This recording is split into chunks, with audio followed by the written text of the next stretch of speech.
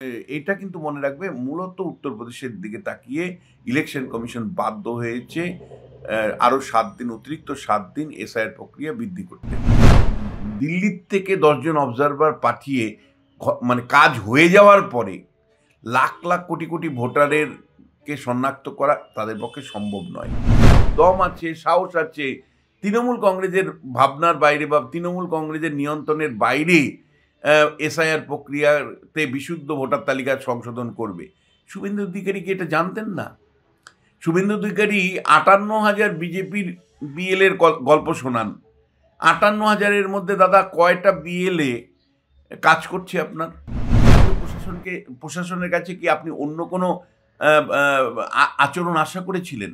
আপনি কি ভেবেছিলেন রাজ্য প্রশাসন ইলেকশন কমিশন যেভাবে দিল্লির থেকে নির্দেশ দিবে সেইভাবেই কাজ করবে? কেন আপনি ইলেকশন কমিশনের উপর চাপ তৈরি করেননি? কেন আপনি ইলেকশন কমিশন অফিসে ধর্ণা দেননি? কেন আপনি দিল্লিতে গিয়ে ইলেকশন কমিশনের কাছে দরবার করেননি? ভুল রাজনীতির শিকার কিন্তু পশ্চিমবাংলা হচ্ছে। বিরোধী দল হিসাবে আপনাদের ভুল রাজনীতির শিকার কিন্তু পশ্চিমবাংলার মানুষ হচ্ছে, কারণ আপনারা যত ভুল করছেন তৃণমূলের শাসনকাল তত বাড়ছে।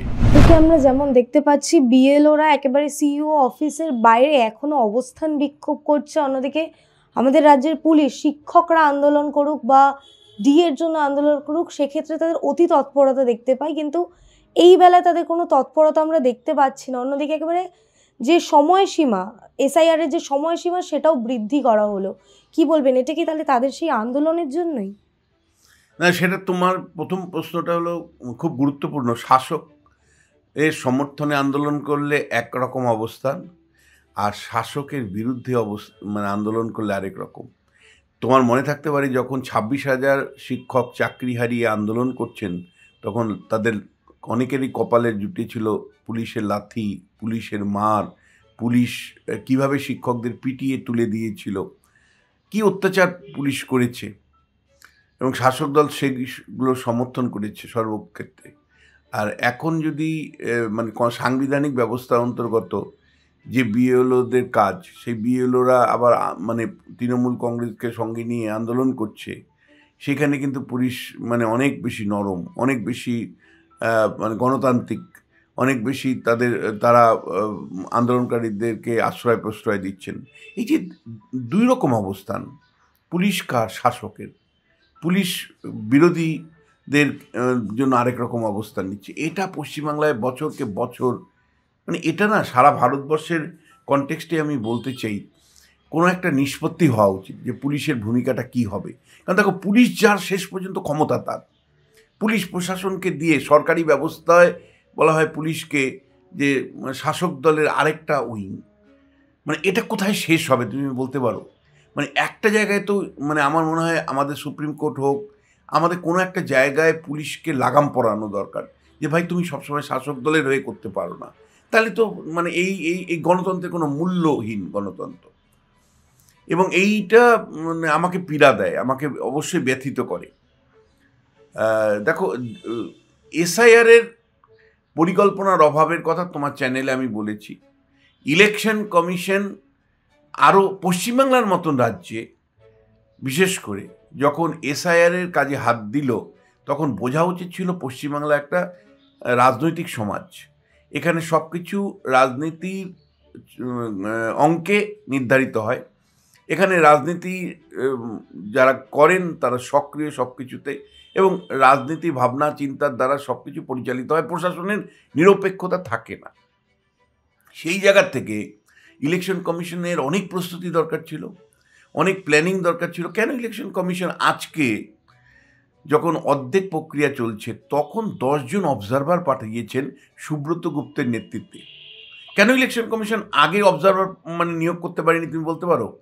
পশ্চিমবাংলার মতন একটা রাজ্যে যেখানে সুষ্ঠুভাবে এসআইআর করতে গেলে জেলায় জেলায় অবজারভার নিয়োগ করে ডিএম অফিসের নিয়ন্ত্রণ নেওয়ার দরকার ছিল, না নিয়ে ইলেকশন কমিশন এখন যখন দেখেছে অভিযোগ উঠেছে তৃণমূলীরা নিজেদের মতন করে সব নাম ঢুকিয়ে দিয়েছে, এবং যে সমস্ত নাম ঢুকিয়েছে সেখানেও নানা অসঙ্গতি দেখা যাচ্ছে। মানে এসআইআর প্রক্রিয়া দক্ষিণ চব্বিশ পরগনা হতে পারে, ডায়মন্ড হারবার হতে পারে, নানা জায়গাতে যে অভিযোগটা উঠছে যে কার্যত এসআইআর প্রক্রিয়ার পূর্ণ নিয়ন্ত্রণ তৃণমূলের স্থানীয় নেতারা নিয়েছিল এবং এখানে নাম তোলা বা নাম বাদ দেওয়ার প্রশ্নই ছিল না, মানে নাম বাদ দেওয়ার প্রশ্নই ছিল না, নাম তোলা সবাই যাতে তুলে, এমনকি মৃতদের তোলার অভিযোগও উঠছে। সেটা সর্বত্র, মানে দক্ষিণ চব্বিশ পরগনা থেকে শুরু করে অন্য জেলাগুলোতেও যেখানে যেখানে বিএলএ একমাত্র তৃণমূল কংগ্রেসেরই ছিল, সেখান থেকে কিন্তু অভিযোগ উঠেছে যে বিএলওদের উপর পূর্ণ নিয়ন্ত্রণ তৃণমূল কংগ্রেস নিয়েছিল, তাদের ইচ্ছে মতন ফর্ম ফিল আপ হয়েছে। এখন ইলেকশন কমিশন এটা হয়ে যাওয়ার পরে এখন যখন জানতে পারছে, তখন দিল্লি থেকে 10 জন অবজারভার পাঠিয়েছেন। গতকাল সুব্রত গুপ্ত দক্ষিণ চব্বিশ পরগনায় গিয়েছিলেন। সেখানে গিয়ে তিনি ফলতাতে বোঝার চেষ্টা করেছেন কি হয়েছে। দেখো, মানে দিল্লির থেকে 10 জন অবজারভার পাঠিয়ে মানে কাজ হয়ে যাওয়ার পরে লাখ লাখ কোটি কোটি ভোটারেরকে শনাক্ত করা তাদের পক্ষে সম্ভব নয়। যদি আগে মানে এসআইআর প্রক্রিয়া শুরু হওয়ার সময় যদি ইলেকশন কমিশনের চোখ থাকতো, কান থাকতো একেবারে গ্রাউন্ড লেভেলের এসআইআর প্রক্রিয়ায়, তাহলে হয়তো কিছুটা জল মানে ভুয়ো ভোটারের নাম কম ঢোকানোর সুযোগ ছিল। কিন্তু এখন মানে আমার মনে হয় না আর নতুন খুব একটা রেকটিফিকেশন হবে। এটা গেল একটা দিক। আর দ্বিতীয় দিক সেটা হলো যে দেখো, এই যে তারিখ বাড়ানো হলো, 7 দিন বাড়ানো হলো, সব কিছু প্রক্রিয়াটাই 7 দিন বাড়ানো হলো, এটা কিন্তু পশ্চিমবাংলার জন্য বাড়ানো হয়নি। আমি তোমার দায়িত্ব নিয়ে বলছি, এটা উত্তরপ্রদেশের জন্য বাড়ানো হয়েছে। উত্তরপ্রদেশের কাজটা অনেকটা স্লো হচ্ছিল এবং উত্তরপ্রদেশের মানে এই প্রক্রিয়াতে অনেকে বাদ পড়ে যাচ্ছিল, হিন্দু ভোটারও বাদ পড়ে যাচ্ছিল। ফলে উত্তরপ্রদেশের বড় একটা রাজ্য, তুমি জানো 21 কোটি মানুষের বাস, সেই রকম একটা রাজ্যে এই প্রক্রিয়া চালানোর জন্য যে সময়সীমা আমাদের মতনই রাখা হয়েছিল, সেটা একেবারেই পর্যাপ্ত ছিল না। ফলে একেবারে ইলেকশন কমিশন, এটা কিন্তু খুব ভুল ধারণা যে বিএলওদের আন্দোলনের ফলে, মানে তৃণমূলপন্থী বিএলওদের আন্দোলনের ফলে তারিখ বাড়ানো হয়েছে, অথবা মানে পশ্চিমবাংলার শাসক দল চাপ দিয়ে মানে এই এসআইআর প্রক্রিয়ার সময় বাড়িয়েছে, এটা একেবারে ভুল ধারণা।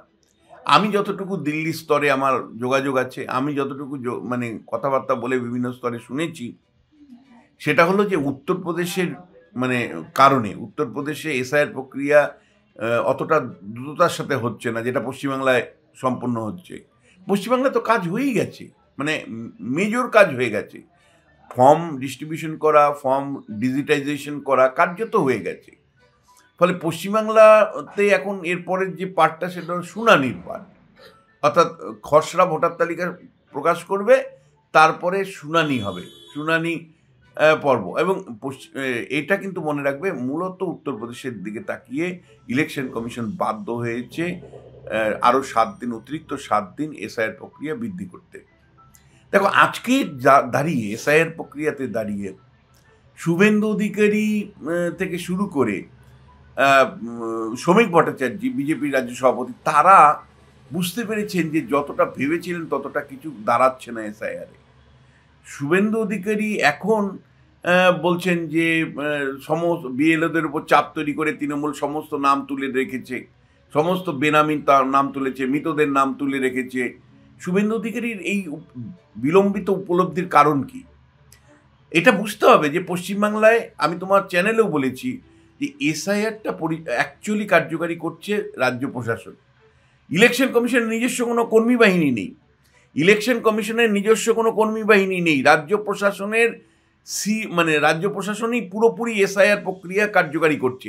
ফলে তৃণমূল কংগ্রেসের নিয়ন্ত্রণে একটা প্রশাসন আছে, মানে কোন বিএলওর কাঁধে কয়টা মাথা আছে। মমতা বন্দ্যোপাধ্যায়, অভিষেক বন্দ্যোপাধ্যায় বা তৃণমূল কংগ্রেস যে ভার্ডিক্ট দিয়ে রেখেছে যে নির্বাচনের আগে পরে বিএলওরা আমাদেরই, ফলে সেখানে বিএলওদের কতটুকু দম আছে, সাহস আছে তৃণমূল কংগ্রেসের ভাবনার বাইরে বা তৃণমূল কংগ্রেসের নিয়ন্ত্রণের বাইরে এসআইআর প্রক্রিয়াতে বিশুদ্ধ ভোটার তালিকা সংশোধন করবে। শুভেন্দু অধিকারী কি এটা জানতেন না? শুভেন্দু অধিকারী ৫৮,০০০ বিজেপির বিএলএর গল্প শোনান। ৫৮,০০০-এর মধ্যে দাদা কয়টা বিএলএ কাজ করছে আপনার? পূর্ব মেদিনীপুরে কাজ করছে আমি নিশ্চিত, একমত। কিন্তু পূর্ব মেদিনীপুরের বাইরে বিজেপির দেওয়া বিএলএ কয়জন সক্রিয়ভাবে কাজ করছে, কতজন করছে? আর তৃণমূল কংগ্রেস কার্যত প্রত্যেকটা বুথে একটা মানে তারা বসিয়েছে, শিবির বসিয়েছে। বিএলএরা সেই শিবিরে বসে কাজ করছে। বিএলএদের বিরুদ্ধে অভিযোগ এসছে তৃণমূল কংগ্রেসের বিএলওদের বিরুদ্ধে অভিযোগ এসছে তৃণমূল কংগ্রেসের নিয়ন্ত্রণে থাকা বিএলএদের মানে উপর ভরসা করে কাজ করছেন। তা আপনি কি জানতেন না শুভেন্দু অধিকারী যে পশ্চিমবাংলার প্রশাসন এই এসআইআর প্রক্রিয়াটা পরিচালনা করছে? ফলে এত ভরসা আপনার ইলেকশন কমিশনের প্রতি কেন ছিল? ইলেকশন কমিশনের প্রত্যেকটা বিষয়ে এর দায় আপনি কেন শুরুতে নিয়েছিলেন? আজকে যেটা বলছেন ইলেকশন কমিশনকে দেখতে হবে কিভাবে তৃণমূল কংগ্রেস বেনামি নাম রেখে দিয়েছে, মৃতদের নাম রেখে দিয়েছে, ধমকে চমকে রেখে দিয়েছে, এটা কি আপনি আগে বুঝতে পারেননি? মানে রাজ্য প্রশাসনের কাছে কি আপনি অন্য কোনো আচরণ আশা করেছিলেন? আপনি কি ভেবেছিলেন রাজ্য প্রশাসন ইলেকশন কমিশন যেভাবে দিল্লির থেকে নির্দেশ দিবে সেইভাবেই কাজ করবে? কেন আপনি ইলেকশন কমিশনের উপর চাপ তৈরি করেননি? কেন আপনি ইলেকশন কমিশন অফিসে ধর্ণা দেননি? কেন আপনি দিল্লিতে গিয়ে ইলেকশন কমিশনের কাছে দরবার করেননি? আপনি কি ধরে নিয়েছিলেন যে ইলেকশন কমিশন দিল্লি থেকে যা আদেশগুলো লিখবে আর মমতা বন্দ্যোপাধ্যায়ের প্রশাসন সেগুলো কার্যকারী করবে? আপনি কেন দায়ী করতে পারেননি? বিরোধী দলের নেতা হিসেবে কেন রিডিং করতে পারেননি যে এই মানে মানে বিএলও মৃত্যু জন্য যদি কোনো দায়ী থাকে তাহলে রাজ্য প্রশাসন দায়ী? তার কারণ হলো সাংবিধানিক অ্যারেঞ্জমেন্ট অনুসারে যে বিএলওদেরকে উপযুক্ত মানে বা মানে তাদেরকে আশ্বস্ত করা, তাদেরকে ভয়ভীতি সন্তুষ্ট মুক্ত করা, এটা তো রাজ্য প্রশাসনের দায়িত্বের মধ্যেও পড়ে। ইলেকশন কমিশনকে সহযোগিতা করা। আজকে কেন ১,০০০ ডেটা এন্ট্রি অপারেটর দেয়নি? বিহারে তো দিয়েছিল। ১,০০০ ডেটা এন্ট্রি অপারেটর দিলে তো বিএলএদের চাপ থাকতো না। তাহলে ১,০০০ ডেটা এন্ট্রি দিল না কেন? মমতা বন্দ্যোপাধ্যায় সরকার জবাব চাই, জবাব দাও। এ নিয়ে তো আপনারা কোনো মিটিং মিছিল করেননি। কেন আপনারা করেননি? আপনাদের ভুল রাজনীতির জন্য আজকে মানে তৃণমূল কংগ্রেস অ্যাডভান্টেজ পাচ্ছে। আজকে শ্রমিক ভট্টাচার্য বলছেন যে জ্ঞানেশ কুমারকে দিল্লিতে বসে জ্ঞান দিলে হবে না, পশ্চিমবাংলায় আসতে হবে। জ্ঞানেশ কুমার ইলেকশন কমিশনারকে পশ্চিমবাংলায় এসে দেখতে হবে, হাল হাকিকত দেখতে হবে। কেন আজকে বলছেন? একটা দিনের পর দিন যখন এসআইআর শুরু হচ্ছে তখন তো আপনারা ১ কোটির গল্প শুনিয়েছিলেন। তখন তো আপনারা বলেছিলেন যে এখানে রোহিঙ্গা মুসলিমদেরকে রাখবো না, এখানে অবৈধ ভোটারদের রাখবো না, ডবল এন্ট্রি ভোটারদের রাখবো না, স্থায়ীভাবে চলে গেছে ভোটার এখানে থাকবে না। আপনারা কি প্রত্যাশা করেছিলেন মমতা বন্দ্যোপাধ্যায়ের প্রশাসনের কাছে? আপনারা এন্টায়ার এক্সারসাইজটা, এসআইআর এক্সারসাইজটা ইলেকশন কমিশনের এক্সারসাইজ হিসাবে মমতা বন্দ্যোপাধ্যায় যখন দাগিয়ে দিচ্ছিল তখন এটা কেন মানুষকে বোঝাতে পারেননি আসলে ইলেকশন কমিশনের কোনো স্টাফ নেই, এটা এন্টারটাইম মমতা বন্দ্যোপাধ্যায়ের প্রশাসন করছে। সাংবিধানিক ব্যবস্থা অনুসারে রাজ্য সরকার বা কেন্দ্রের কর্মীরাই এই কাজগুলো করে। ফলে কেন আপনারা মমতা বন্দ্যোপাধ্যায় সরকারকে কাঠগড়ায় দাঁড় করাতে পারেননি? আজকে গিয়ে আপনি জ্ঞানেশ কুমারকে বলছেন যে আপনি দিল্লিতে বসে জ্ঞান না দিয়ে পশ্চিমবাংলায় এসে দেখুন ব্যবস্থাটা। কেন শুরুতে আপনারা ইলেকশন কমিশনের স্টেক নিয়ে নিয়েছিলেন? ইলেকশন কমিশন দায় দায়িত্ব কর্তব্য যেন আপনাদের কর্তব্য, আপনাদেরকে সেই সুযোগটা মমতা বন্দ্যোপাধ্যায় নিয়ে আপনাদেরকে টার্গেট করেছে। এসআইআর বিজেপির প্রক্রিয়া বলে চালিয়েছে, ইলেকশন কমিশনকে বিজেপির এজেন্ট হিসাবে চালিয়েছে, যেটা আপনাদের মমতা বন্দ্যোপাধ্যায়কে দাঁড় করানোর সুযোগ ছিল। যে ১,০০০ ডেটা এন্ট্রি অপারেটর দিল না কেন? কেন বিএলএদের সময় মতন ১৬,০০০ টাকার ভাতা দেওয়া হচ্ছে না কেন? এ নিয়ে তো আপনারা একটি কথাও বলছেন না। ভুল রাজনীতির শিকার কিন্তু পশ্চিমবাংলা হচ্ছে। বিরোধী দল হিসাবে আপনাদের ভুল রাজনীতির শিকার কিন্তু পশ্চিমবাংলার মানুষ হচ্ছে। কারণ আপনারা যত ভুল করছেন তৃণমূলের শাসনকাল তত বাড়ছে। বিজেপি নেতারা আপনারা যত ভুল করছেন ততই কিন্তু তৃণমূলের শাসনকালের মেয়াদ বাড়ছে, পশ্চিমবাংলার দুর্ভোগ বাড়ছে। ফলে আপনাদের ভুলের প্রায়শ্চিত্ত কিন্তু সাধারণ মানুষ পশ্চিমবাংলায় দিচ্ছে। এসআইআরের ক্ষেত্রেও কিন্তু পরিষ্কার, আপনারা যেভাবে ইলেকশন কমিশনের পেছনে দাঁড়িয়ে পড়েছিলেন রাজ্য সরকারের দায় দায়িত্ব নিয়ে কোনো কথা বলেননি আপনারা, সাংবিধানিক ব্যবস্থা নিয়ে আপনারা কোনো কথা বলেননি। আপনারা যেভাবে ধরে নিয়েছিলেন যে ইলেকশন কমিশন দিল্লির থেকে নির্দেশ দিবে আর রাজ্যের প্রশাসন সেটাকে কার্যকারী করে 1 কোটি লোক নাম বাদ দিয়ে দিবে, তাতেই আপনারা উৎফুল্ল হচ্ছিলেন। কিন্তু বাস্তবে কিন্তু আপনারা যখন দেখতে পাচ্ছেন যে সেটা হচ্ছে না, তখন আপনাদের এতদিনে বিলম্বিত বোধোদয় হচ্ছে শুভেন্দু অধিকারী বা শ্রমিক ভট্টাচার্যদের, যে না, রাজ্য প্রশাসনটা পুরোটাই হাইজ্যাক করে নিয়েছে, ফলে সব মিলে কিন্তু আপনাদের ব্যর্থতায় আমি বলবো যে রাজ্যে এসআইয়ের প্রক্রিয়ায়, যেমন আপনারা বিএলএ যদি দিতে পারতেন, আপনারা যদি দলের তরফ থেকে এজেন্ট সব জায়গায় দিতে পারতেন, তাহলে নজরদারি রাখতে পারতেন। যাদের নাম কেবলমাত্র